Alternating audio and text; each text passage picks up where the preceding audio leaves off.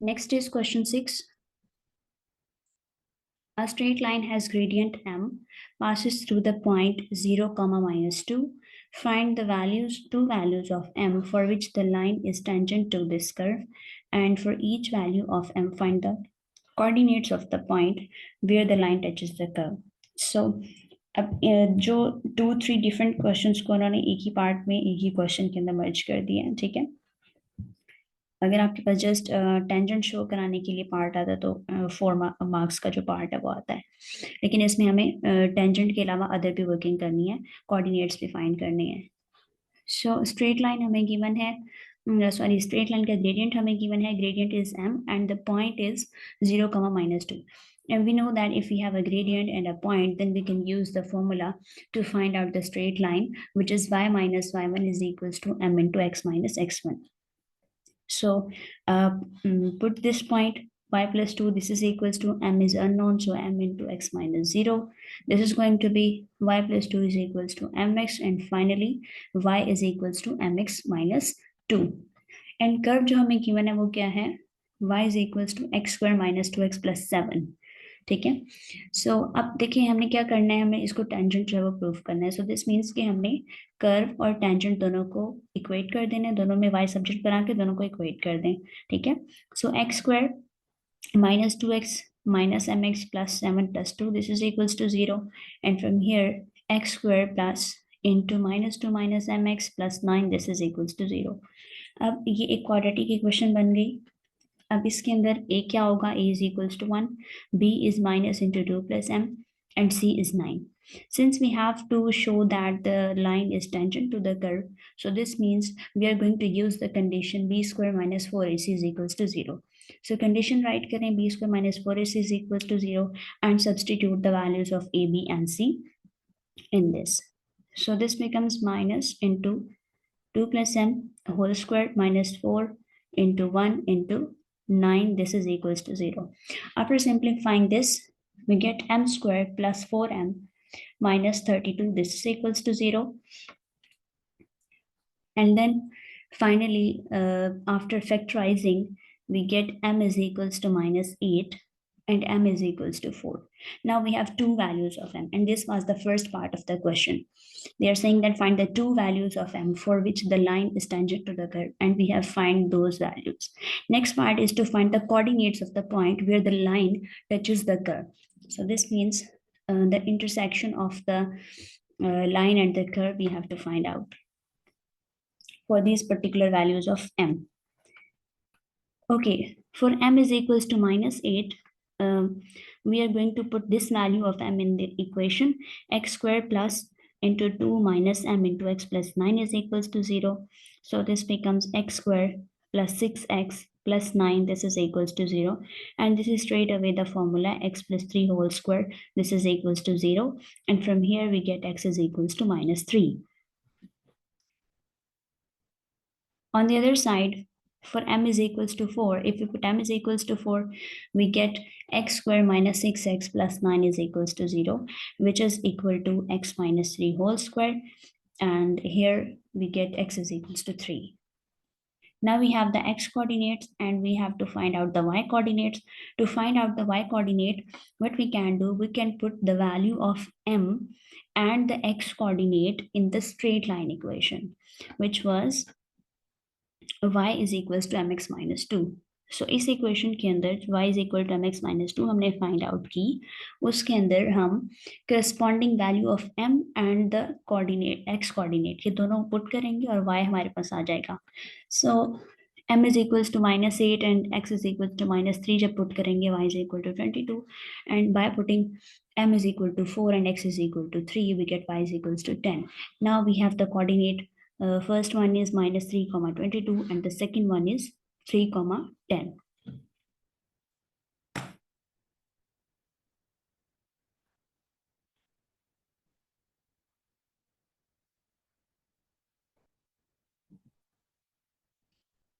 Okay, next is question 7 from functions.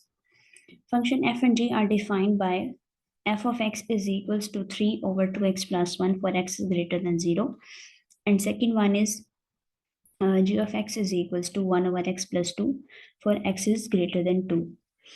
First part, find the range of f and the range of g.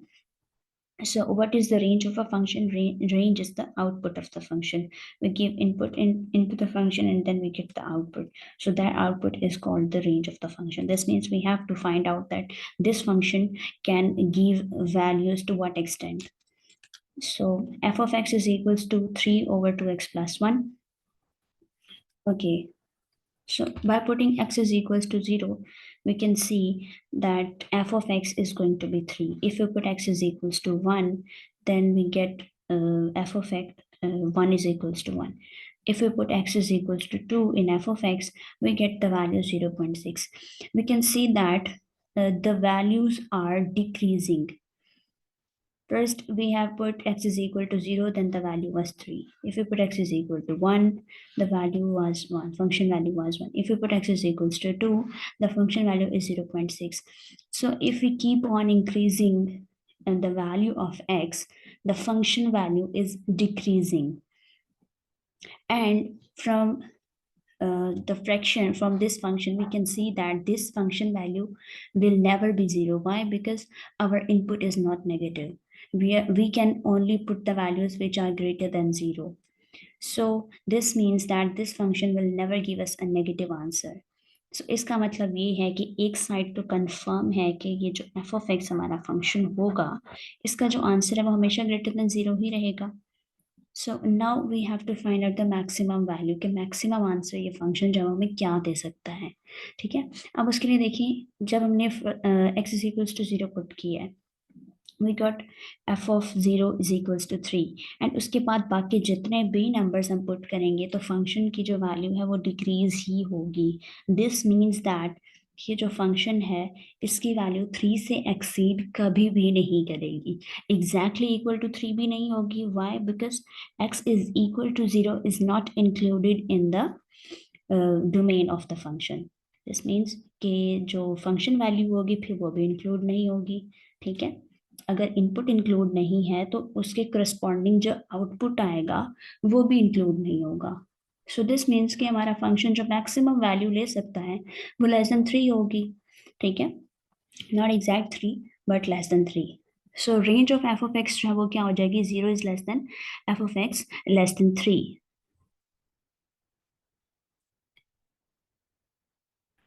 Next is find the range of g of x. So g of x was 1 over x plus 2. अब इसके लिए भी कुछ हम analysis करेंगे. If we put x is equal to 1 in this, we get g of 1 is 3. If we put x is equal to 0.5, we get this is 4. If we put x is equal to 0.25, then g of x gives us 6. And if we go more closer to the 0, then the function value is going to increase. This why? Because this is 1 over x function. G of x is equal to 1 over x plus something. So 1 over x plus 2. और अगर आप denominator के अंदर 0 point में numbers लेते जाएंगे, so overall जो fraction है वो इंक्रीज होगी. बिकॉज अगर आपका डिनोमिनेटर जितना छोटा होगा ओवरऑल फ्रैक्शन उतनी बड़ी होगी. जैसे 1 over 0.5 के लिए हमने देखा, यू कैन सी कि हमारे पास 2 आया. ठीक है, 1 over 0.25 के लिए हमने देखा तो हमारे पास 4 आया. सो कंटिन्यूसली ये इंक्रीज होता रहेगा एंड वी नेवर नो कि इसकी जो ग्रेटेस्ट वैल्यू है वो क्या होगी, but we can talk about its least value. So वो हमें कैसे पता चलेगी? If we put x is equal to 1, we got कि g ऑफ x है वो 3 देता है answer. We put x is equal to 2, we got ये 2.5 आंसर देता है. We put x is equal to 3, so ये 2.333 देता है. ठीक है, सो इसका मतलब ये है कि जो range of g of x है that is greater than 2. So g of x can take the values और can give the values greater than 2. So इसकी जो रेंज है ये हो जाएगी greater than 2, not exact 2. Why not exact 2? Because ये जो पोर्शन है 1 over x वाला, दिस विल नेवर बी 0. ये जीरो कभी नहीं होगा। अगर ये जीरो हो सकता तो फिर 0+2 = 0 करके हमारा जो फंक्शन है वो तब g(x) greater than equal to 0 आ जाता। But since this is not the case, 1/x जो है वो कभी जीरो नहीं हो सकता, एग्जैक्ट जीरो नहीं हो सकता। दैट इज वाई जो रेंज ऑफ g(x) है वो ग्रेटर देन 2 रहेगी।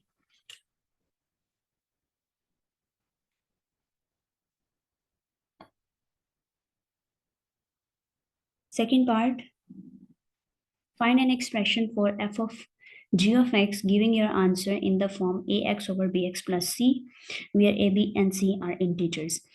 कंपोजिट फंक्शन का जो ये पार्ट है ये आया हुआ है, ठीक है। सो एफ ऑफ एक्स आपके पास क्या है, 3/2x+1, and ji of x क्या है, 1/x+2, and we have to find f of g of x. So first आप क्या करें, जी ऑफ एक्स की जगह पे जो यानी इनर फंक्शन होता है उसको रिप्लेस कर दें उसकी फंक्शन वैल्यू जो भी फंक्शन डिफाइंड है गिवन है उसके साथ। So f of g of x, this is equal to f of g of x was 1/x+2. Now what this indicates, f of x is equals to 3/2x plus 1. If I talk about f of a, this is 3/2a plus 1. This means what is inside the bracket, we just have to replace that with the x. And inside the bracket, we have 1/x+2. This means now we are going to replace x with 1/x+2. So x को आपने simply replace कर देना है 1/x+2 के साथ, ठीक है। So if we replace x with 1/x+2 in the function f of x, so we get 3/2 into 1/x+2 plus 1. And after simplifying this, we reach at the solution 3x over 2 plus 5x, which is our desired form. जो आपको उन्होंने form कही है question के अंदर mention है, उस form तक आपने सिंप्लीफाई उसको करना है लाजमी। So f of g of x is equals to 3x over 5x plus 2. Next is third part. Find an expression for fg inverse of x giving your answer in the same form as for part 2. अब देखिए previous part में उसने आपसे f of g of x calculate करवाया है, f of g of x हमारे पास एक न्यू फंक्शन आ गया। नेक्स्ट पार्ट में वो आपसे उसी फंक्शन का इनवर्स फाइंड आउट करने को कह रहे हैं। सो इस फंक्शन में दोबारा हमें कंपोजिशन ऑफ फंक्शन लगाने की जरूरत नहीं है, we just need to work on inverse of the function. So f of g of x, this is equals to 3x over 5x plus 2. First step क्या होता है कि आप y के इक्वल पुट कर देते हैं फंक्शन को, so y is equals to 3x over 5x plus 2. Second step, swap x and y, so x की जगह पे y लिख दें, y की जगह पे x लिख दें पूरे फंक्शन के अंदर। थर्ड स्टेप क्या होता है कि आपने देन y को सब्जेक्ट बनाना है, सो y को सब्जेक्ट बनाने के लिए नेक्स्ट स्टेप में जो है वो कैलकुलेशन करेंगे हम। सो x into 5y plus 2, this is equals to 3y, 5xy plus 2x, this is equals to 3y, then 5xy minus 3y, this is equals to minus 2x, and from here you can separate out y. So y is equals to minus 2x over 5x minus 3, and finally आप उसको write down करेंगे f g inverse of x, this is equals to minus 2x over 5x minus 3. ये inverse find करने का वही same method है जो आप प्रीवियसली ओ लेवल्स में सीख चुके हैं।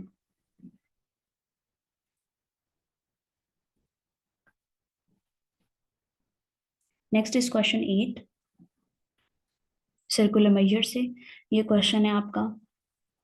The diagram shows a sector OAC, OAC, this is a sector of a circle with center O. The tangents AB and CB to the circle meet at B. Okay, हमारे एक circle का जो sector है ये given है, centre जो है वो O था। These two are tangents AB and CD. These are the tangents. The arc AC is of length 6 centimeter. Arc length हमें गिवन है, ठीक है, and the angle is 3/8 pi radians. Okay, जब भी आपने सर्कुलर मेजर के question पे पहुंचना है तो आपने अपने कैलकुलेटर को रेडियंस में स्विच कर लेना है। Don't forget to switch it into the radians, because previously जब आप ट्रिग्नोमेट्री का क्वेश्चन करके आए होते हैं, आपका जो कैलकुलेटर है वो डिग्री मोड पे हो सकता है वो रेडियन मोड पे हो, बट जब आप सर्कुलर मेजर के क्वेश्चन पे पहुंचेंगे आपने अगेन अपने कैलकुलेटर को चेक करना है, उसको रीसेट करना है, उसको रेडियन मोड पे रखना है, बिकॉज वरना आपका जो पूरा क्वेश्चन है वो खराब होने वाला है। Okay, so first part is find the length of OA correct to four significant figures. OA means के radius of the circle जो है वो हमें find out करना है। Sector is given, हमें radius जो है वो find out करना है, and हमारे पास जो given information है that is the arc length. So हम arc length का फॉर्मूला यूज कर सकते हैं, जो given information होती है उसी का फॉर्मूला लग जाता है और उसमें जो unknown होता है वो find out हो जाता है। So this is very simple trick जिसको आप जो है वो याद रख सकते हैं। जो चीज़ given है उसी से start लें।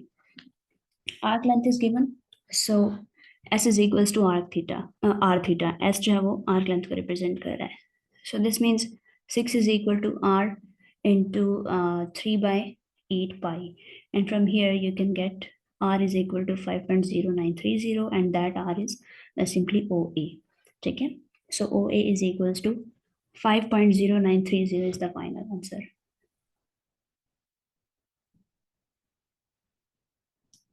Second part, find the perimeter of the shaded region.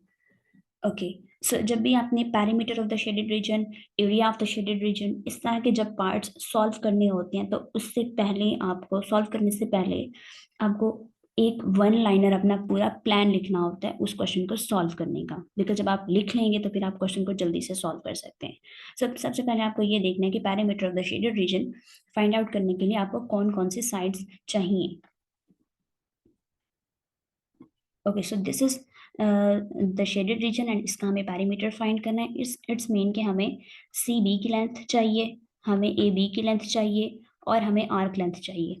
Arc length is already given, so we are interested in finding the length of A B and C B.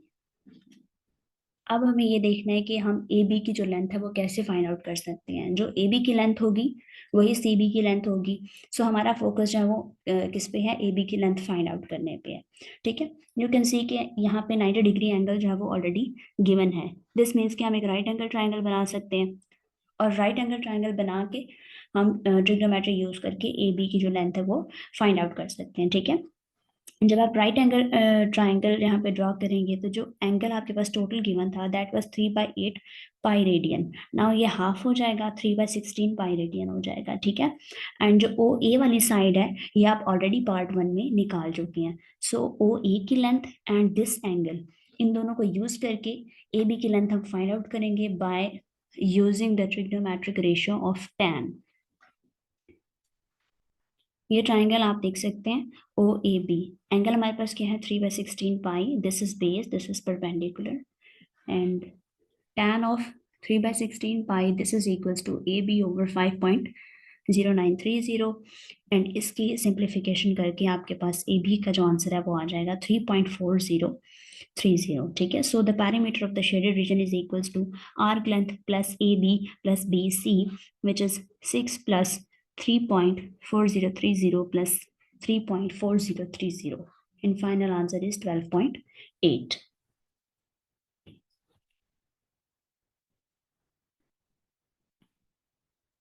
Okay, next is third part, find the area of the shaded region. Again area of the shaded region find out करने के लिए आपको अपनी diagram को again focus करना होगा और पूरा जो इस पार्ट को सॉल्व करने का जो प्लान है वो आपको डायग्राम से ही मिलेगा कि आपको area of the shaded region find out करने के लिए क्या करना है। So let's go back to the diagram.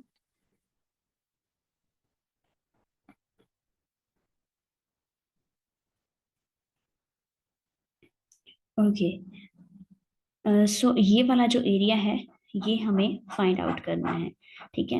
And we know that कि हम इरेगुलर शेप्स की एरियाज जो है वो फाइंड आउट नहीं कर सकते एज सच फार्मूलाज के थ्रू, बिकॉज जो हमारे पास फार्मूलाज हैं वो रेगुलर शेप्स के लिए हैं, ठीक है। सो आपको ये सोचना होता है कि आप किसी तरह से इस इरेगुलर शेप को कन्वर्ट कर सकें एज अ सम और difference of some regular shapes, ठीक है। सो अगर आप देखें तो ये जो दो हमारे पास राइट एंगल ट्राइंगल्स बनी है, इन दो राइट एंगल ट्राइंगल्स के एरिया में से जब हम सेक्टर का एरिया माइनस कर दें इस पूरे सेक्टर का, सो हमारे पास जो लेफ्ट ओवर एरिया होगा वो हमारा रिक्वायर्ड एरिया होगा। ठीक है। सो इस पार्ट को यानी थर्ड पार्ट को सॉल्व करने के लिए हमारी जो स्ट्रेटेजी है वो क्या होगी कि हम 2 times area of the right angle triangle minus area of the sector करेंगे। सो हमारे पास जो रिक्वायर्ड रीजन है वो आ जाएगा। Here you can see area of the shaded region. This is equals to 2 times area of the triangle OAB minus area of the sector. And then area of the triangle यानी right angle triangle के area के लिए भी formula हमारे पास है, area of a sector के लिए भी हमारे पास फॉर्मूला है. So just simply put the values. 2 multiply by 1/2 times base multiply by height. Base हमने जो है वो फर्स्ट पार्ट में सेकंड पार्ट में आई गेस फाइंड आउट कर ली, और इसी तरह से हमने ये 3.4030 ये भी हमने प्रीवियस पार्ट में जो है वो फाइंड आउट कर लिया. सो 1/2 टाइम्स 5.0930 टाइम्स 0.3.4030 ये हो जाएगा minus area of the sector.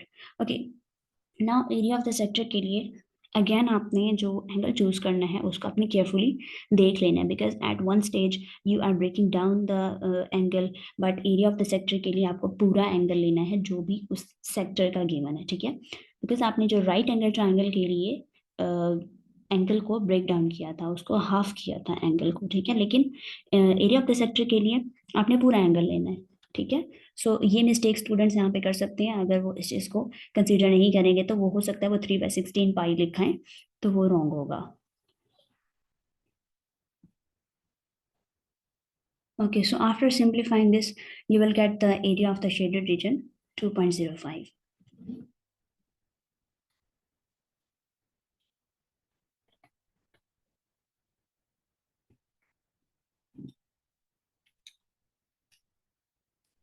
Next is question 9.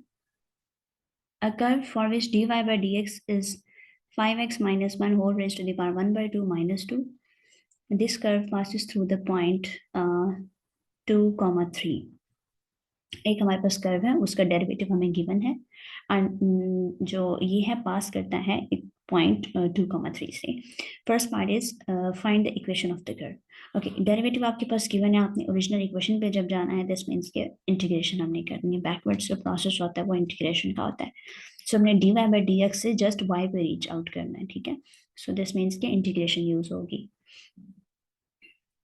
Okay, so dy by dx this is equals to 5x minus 1 whole raised to the power 1/2 minus 2.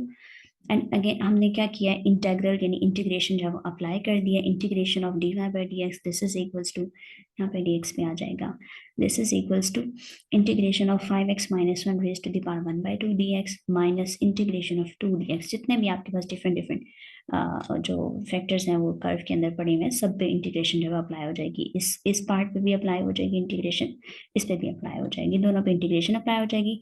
And next step में आपने जो भी integration का formula अगर कोई यूज होता है तो वो यूज कर लेना है, अगर सिंपल इंटीग्रेशन है सिंपली कर लेनी है. ठीक है, यहाँ पे आप आइडेंटिफाई कर सकते हैं कि ये हमारे पास क्या गिवन है, 5x minus 1 raised to the power 1/2. सो आपको याद होगा integration of ax plus b whole raised to the power n dx, इसका हमारे पास क्या फॉर्मूला होता है, 1/a into ax plus b whole raised to the power n+1/n+1 plus c. ठीक है, सो यानी कि आपने क्या करना है, सिंपली 1/a लिखना है, देन पावर में क्या ऐड करके उससे डिवाइड कर देना है, एंड प्लस सी यानी कांस्टेंट जो है वो ऐड करना होता है. सो यहाँ पे देखें ए की जगह पे हमारे पास आ रहा है 5. सो this becomes 1/5 into 5x minus 1 whole raised to the power 1/2 plus 1 over 1/2 plus 1, power में एक ऐड करके उसी से डिवाइड कर दिया है. ठीक है, -2 इंटू, ओके, सो 1 की इंटीग्रेशन हमारे पास क्या होती है, x होती है. सो 2 हमारे पास कांस्टेंट है, उसको एज इट इज लिखते हैं, एंड 1 की इंटीग्रेशन जब वो क्या आ जाएगी, x आ जाएगी. So this becomes 2x plus c हमें ऐड करना होता है as a constant of integration. ठीक है, और हमें इसको फाइंड आउट भी करना है कि c की वैल्यू जब वो क्या आती है. नेक्स्ट ये थोड़ा सा सिंप्लीफाई हो जाएगा, 1/2 plus 1 दिस बिकम्स 3/2, बाकी सारा जब वो सेम रह जाएगा. ठीक है, and this becomes y is equals to 2/15 5x minus 1 raised to the power 2 3/2 minus 2x plus c. अब since the point is given, point हमारे पास क्या था, 2,3 था. दिस मीन्स कि हमें x की जगह पे 2 एंड y की जगह पे 3 पुट करना है इस कर्व के अंदर. So put y is equal to 3 and x is equal to 2 so that we can find out the value of c. Here you can see we have substituted the values. 3 is equals to 2 by 15 into 5 into 2 minus 1 raised to the power 3 by 2 minus 2 into 2 plus c. Now after simplifying this, we get the value of c, which is 17 by 5. Now put this value of c back into this equation so that the equation of the curve is completed now. You can see required curve is y is equals to 2 by 15 into 5x minus 1 raised to the power 3 by 2 minus 2x plus 17 by 5. सो इस question में basically करना क्या था, derivative आपके पास already given था, आपने उसके जो है वो इंटीग्रेशन करनी थी एंड इंटीग्रेशन करने के बाद सी को फाइंड आउट करने के लिए आपने पॉइंट पुट कर देना था एंड एट द एंड आपने फाइनल आंसर लिखना था. So 3 steps only. Next is find D square Y by D x square. This means कि हमें सेकंड डेरिवेटिव जो है वो फाइंड आउट करना है. First derivative is already given which was dy by dx is equals to 5x minus 1 raised to the power 1 by 2 minus 2. Okay, अब यहाँ पे हमें डिफरेंशिएशन करनी है. Please don't mix the integration and differentiation. These both are inverse processes of each other. So अब differentiation कैसे होती है, डेरिवेटिव कैसे लेते हैं, पावर रूल उसमें अप्लाई करें, पावर को नीचे उतारें, पावर में से एक कम कर दें एंड देन इनसाइड डिफरेंशिएशन कर दें. ठीक है. सो 1 by 2 into 5x minus 1 raised to the power 1 by 2 minus 1. ठीक है, पावर में से एक कम कर दिया. Now inside differentiation. Inside differentiation का मतलब क्या है कि ब्रैकेट के अंदर जो भी कुछ है उसका डेरिवेटिव लेके आगे लिख देना होता है आपने. सो ब्रैकेट के अंदर क्या आपके पास 5x minus 1 है, इसका डेरिवेटिव क्या होगा, 5x का 5 होगा बिकॉज x का डेरिवेटिव 1 होता है एंड माइनस 1 कॉन्स्टेंट का डेरिवेटिव 0 होता है तो वो 0 हो गया. सो इनसाइड डिफरेंशिएशन हमारे पास सिर्फ 5 रही एंड माइनस आगे हमारे पास 2 था, कांस्टेंट है, कांस्टेंट का डेरिवेटिव 0. सो फाइनली हमारे पास d square y by d x square क्या बन गया, 5 by 2 into 5x minus 1 raised to the power minus 1 by 2.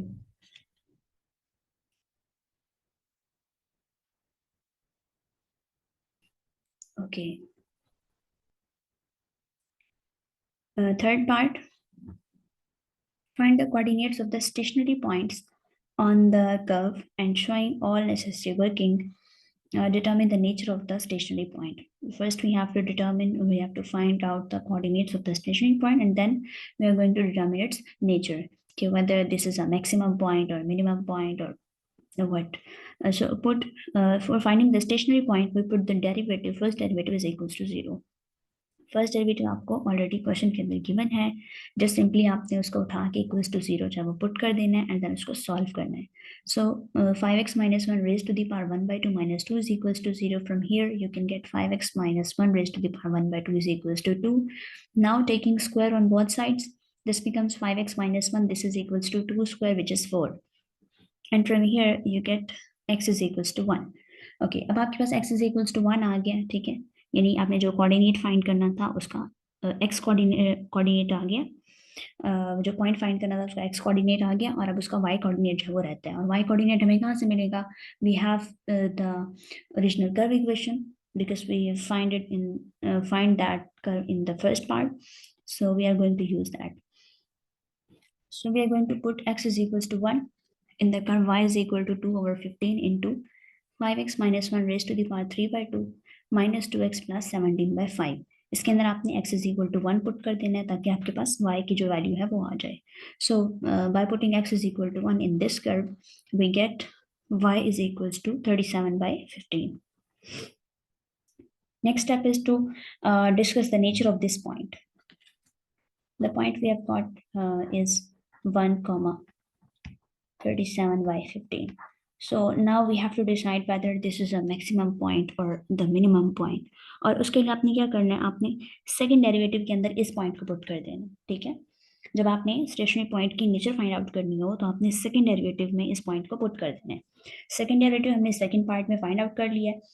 So d square y by d x square was 5 by 2 into 5x minus 1 whole raised to the power minus 1 by 2. अब इसके अंदर हम x की जगह पे 1 substitute कर देंगे and then we will analyse कि जो फाइनल आंसर है हमारा वो पॉजिटिव है या नेगेटिव है. If the final answer is positive, this means that the point is minimum. If the final answer is negative, this means the point is maximum.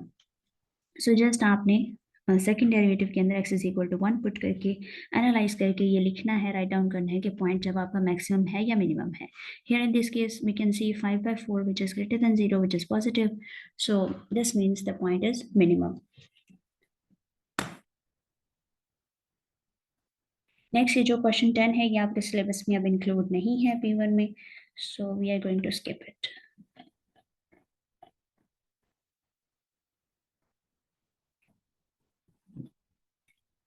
Question 11. The diagram shows a shaded region bounded by the x-axis, the line y is equal to 1, and the part of the curve y is equal to x squared plus 4x plus 3, for which x is greater than equal to -2. So, ये जो आपको shaded region नजर आ रहा है, basically ये जो reason है इसमें तीन कर्व्स जो है वो दो लाइंस और एक कर्व जो है वो इन्वॉल्व है. एक आपके पास कर्व है y is equal to x square plus 4x plus 3, ठीक है. सेकेंड आपके पास ये y एक्सिस, और थर्ड आपके पास y इज इक्वल टू -1, ठीक है. सो ये दो लाइंस और ये एक कर्व, इनसे जो रीजन बाउंड हो रहा है this is our shaded region, ठीक है.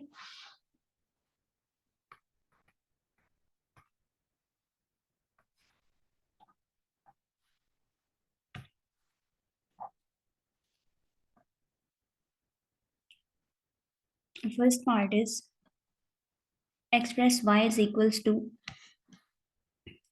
x square plus 4x plus 3 in the form y is equal to x plus a whole square plus b, where a and b are constants. Hence for x greater than equal to -2 express x in terms of y. Okay, जो integration के साथ ये जो part इन्होंने first part mix करके दिया है ये आपका क्वाड्रेटिक से लिंक करता है, ठीक है. अब जो पेपर्स आते हैं उसमें जो क्वाड्रेटिक का एक सेपरेट क्वेश्चन आता है, ठीक है, यानी जिसमें वो आपसे या वो फंक्शंस के साथ मिला के देता है. ये जो अभी ये वाला पार्ट आया है ना y is equal to x plus a whole square plus b, ये मोस्टली फंक्शंस के साथ भी आता है, सेपरेटली भी आता है, ठीक है. पहले अब क्योंकि एक क्वेश्चन हमारा कम हो गया ना, पहले वेक्टर्स भी इंक्लूड था, अब वेक्टर्स जो है वो इंक्लूड नहीं है, सो इसलिए अब जो क्वाड्रेटिक है उसको थोड़ा ज्यादा वेटेज मिल जाती है. अब इसमें उन्होंने इसके साथ क्वाड्रेटिक जो है वो मिक्स करके दिया है. So express y is equal to x square plus 4x plus 3 in this form. Completing square form है हमारे पास ये y is equal to x plus whole square plus b. Hence for x greater than equal to -2 express x in terms of y also. So first we have written y is equal to x square plus 4x plus 3. Now completing square method क्या होता है उसमें आपने simply करना क्या होता है, half of the coefficient of x और उसका स्क्वायर आपने ऐड भी करना है, सब्ट्रैक्ट भी करना है. सो कोफिशिएंट ऑफ x क्या था 4, half of the coefficient of x is this is 2. This means we are going to add and subtract 2 square.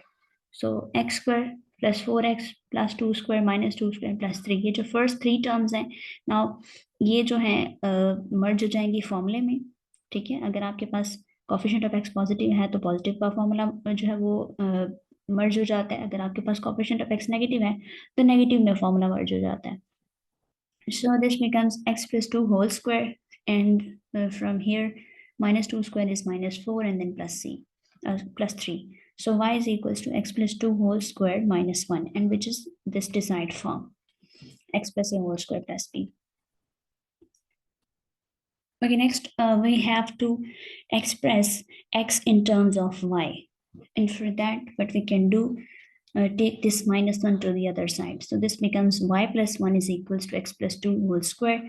Now जब आप ये स्क्वायर खत्म करेंगे तो आपको स्क्वायर रूट लगाना पड़ेगा, एंड जैसे ही आप स्क्वायर रूट लगाएंगे वी नो हो गया यहाँ पे प्लस माइनस भी आएगा. सो x plus 2 is equals to plus minus square root of y plus 1, and from here x is equals to -2 plus minus square root of y plus 1. Now next step is to decide whether we have to keep this plus sign or we have to keep this minus sign, because we can keep only one of these signs. या तो हमें plus के साथ लेना है या minus के साथ लेना है, ठीक है. अब ये आपको कहाँ से पता चलेगा, ये आपको कंडीशन पता चलेगी जो क्वेश्चन के अंदर x के ऊपर कंडीशन इम्पोज की गई है. If you go back to the question we can see x is greater than equal to -2. ठीक है, x का जो आंसर है यानी x जो है वो -2 या उससे बड़ा होगा। सो -2 या उससे बड़ी वैल्यूज हमारे पास उसके अंदर कौन कौन सी वैल्यूज इंक्लूड होंगी? -2, -1, 0, 1, 2 एंड सो ऑन। ठीक है, सो अगर हम लोग -2 एंड माइनस के रूट ऑफ y प्लस 1 ले लेंगे तो इसका जो आंसर होगा दिस विल गो हियर, कि इसका जो आंसर है -2 के अंदर माइनस में ही कोई वैल्यूज ऐड हो रही हैं। लेट्स सपोज -2 के अंदर -1 ही ऐड हो रहा है तो ये -3 देगा। तो दिस मीन्स कि हम इस साइड पे जा रहे हैं which is not our required area, which is not our required condition.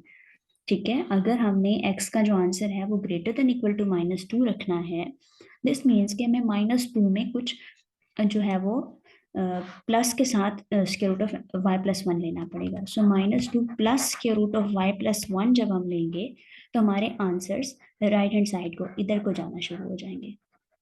ठीक है, सो ये आपने डिसाइड करना है कि आपने प्लस लगाना है या माइनस लगाना है according to the situation.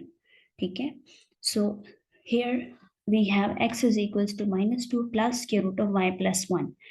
And एक और भी मिस्टेक ये नहीं करनी कि यहाँ पे जब आपने स्क्वायर रूट लिया तो आप डायरेक्ट प्लस लिख के यानी कि माइनस आप ले ही ना और सॉल्व करते जाएं, because this is wrong. First you have to show कि आपने प्लस माइनस लिखा है, स्क्वायर रूट लिया है, then you have to show कि आपने डिसीजन लेके इसको प्लस लिखा है या माइनस लिखा है।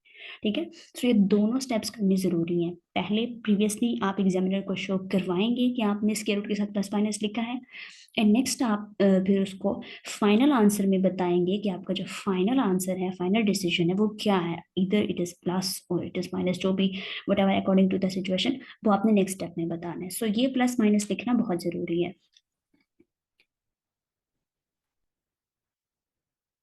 Okay, second part, hence showing all necessary working. Find the volume obtained when the shaded region is rotated through 360 degrees about y-axis. Okay, so volume 360 degree rotated about y axis, ये तीन चीज़ें आपके काम की हैं और इस पे हमारा जो फॉर्मूला है वो बेस करेगा। फॉर्मूला जो इसके लिए आप यूज़ करेंगे, वाई एक्सिस अगर आपके पास क्वेश्चन के अंदर गिवन होगा, सो वॉल्यूम के लिए फॉर्मूला जो यूज़ होगा integral of pi x square d y. ठीक है, अगर वाई एक्सिस कहा हुआ है तो pi x square d y, अगर एक्स एक्सिस लिखा होगा तो pi y square d x. ठीक है, बस ये दो फॉर्मूले हैं, ये आपने याद कर लेनी है, रट्टा लगा लेना है इनको। ठीक है, v is equal to integral of pi x square d y, because y axis का एरिया उन्होंने पूछा हुआ है। ठीक है, एंड अगर डी वाई है तो लिमिट्स भी डेफिनेटली फिर वाई की लगेंगी, मतलब ये कि y is equal to a to y is equal to b, lower limit and upper limit for y. ठीक हो गया।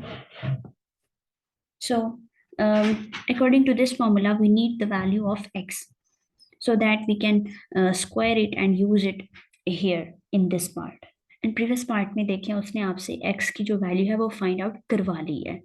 ठीक है, सो आधा काम आपका हुआ है ऑलरेडी। सो वही x की जो वैल्यू है हम यहाँ पे अगेन राइट डाउन करेंगे, x is equals to -2 plus square root of y plus 1। Now we need to take square on both side because we need x square in the formula. So x square is equals to -2 plus square root of y plus 1 whole square. अब यहाँ पे आप देखें a plus b whole square की simple identity बन रही है, उसको ओपन करेंगे। उसको जब ओपन करेंगे so this becomes 4 minus 4 into square root of y plus 1 plus y plus 1 and इसको सिंप्लीफाई कर लें so this becomes x square is equal to y minus 4 square root of y plus 1 plus 5। ठीक है, सो x square बन गया, volume का formula लिख दें, v is equal to pi integral of. अब यहाँ पे अपने लिमिट्स जो है ना वो डिसाइड करनी है कि y जो है वो आपका कहाँ से कहाँ पे वेरी कर रहा है। सो ये लिमिट्स आपको कहाँ से पता चलेंगी, ये आपको पता चलेंगी डायग्राम से। ठीक है, सो डायग्राम में आप देखें y की जो रेंज है वो कहाँ से कहाँ तक है। यू कैन सी यहाँ पे 3 है और यहाँ पे -1 है। सो y जो है वो कहाँ से कहाँ रेंज कर रहा है, -1 से लेकर 3 तक रेंज कर रहा है। सो y की जो लोअर लिमिट है इसके लिए हम क्या लेंगे, लोअर लिमिट होगी -1, अपर लिमिट क्या हो जाएगी 3। So we are going to take integral pi जो है वो आप इसको बाहर लिख दें because this is constant, so आप इसको बाहर लिख सकते हैं। इंटेग्रल ऑफ -1 to 3 इंटू जो भी एक्स स्क्वायर की हमने अभी वैल्यू फाइंड आउट की है वो सारा एक्सप्रेशन लिख दें dy। अब हमने क्या करना है, सबको इंटीग्रेट करना है तीनों को। ठीक है, y की इंटीग्रेशन क्या होगी, पावर में क्या ऐड कर देंगे, उसी से डिवाइड कर देंगे. So this becomes y raise to the power 1 + 1/1 + 1 यानी y² / 2 -4 इंटू, नेक्स्ट स्टेप भी ऐसे y + 1 raise to the power 1/2 का पावर में क्या ऐड कर दें, उसी से डिवाइड कर दें. एंड नेक्स्ट इज 5, सिंपली 5 है तो 1 की इंटीग्रेशन क्या होती है, y होती है, बिकॉज आप dy में कर रहे हैं. अगर dx के लिहाज से कर रहे होते तो फिर हम x लिखते. ठीक है, सो यहाँ पे ये मिस्टेक नहीं करनी. So this becomes 5y and then आपने एक स्ट्रेट लाइन लगा के lower limit and upper limit जो है वो लिख देनी है, बिकॉज अब यहाँ पे इंटेग्रल का साइन नहीं लगाना, because we have done the integration. ठीक है, so once integration is done आप उसका सिंबल नहीं लगा सकते फिर. ठीक है, तो -1 to 3 ये आ जाएगा आपके पास. एंड वन मोर थिंग कि आपने इसके अंदर +c नहीं लिखना, because when you are dealing with integration with limits तो आप +c जो है वो ऐड नहीं करते. जब आप विदाउट लिमिट्स कर रहे होते हैं, जैसे हमने प्रीवियसली कुछ क्वेश्चंस में किया है इसी पेपर के क्वेश्चंस में, तो वहाँ पे हमने c जो है वो इंट्रोड्यूस करवाया था, बिकॉज वहाँ पे हमने लिमिट्स नहीं लगाई थी, वहाँ पे रिक्वायरमेंट नहीं थी लिमिट्स लगाने की. सो यहाँ पे रिक्वायरमेंट है लिमिट्स लगाने की, इसलिए +c नहीं लिखेंगे. ठीक है, सो ये इंटीग्रेशन हो गई, थोड़ा सा सिंप्लीफाई कर लें इसको. ठीक है, आफ्टर सिंप्लीफिकेशन नेक्स्ट स्टेप क्या होता है कि आपने लोअर लिमिट और अपर लिमिट दोनों जो है वो पुट करनी होती है. ठीक है, सो इसके लिए क्या है कि आपने एक्सप्रेशन के अंदर पहले अपर लिमिट पुट करनी है, फिर माइनस, फिर लोअर लिमिट पुट करनी है. सो इस पूरे एक्सप्रेशन के अंदर आपने y की जगह पहले 3 लगा देना है. ठीक है, इसको ब्रैकेट के अंदर क्लोज कर दें, देन माइनस, देन इस पूरे y की जगह पे -1 लगा दें, ब्रैकेट के अंदर क्लोज कर दें. ठीक है, देन आप अपने सिंप्लीफिकेशन करनी है इसकी. After simplification you get v is equals to 8π/3.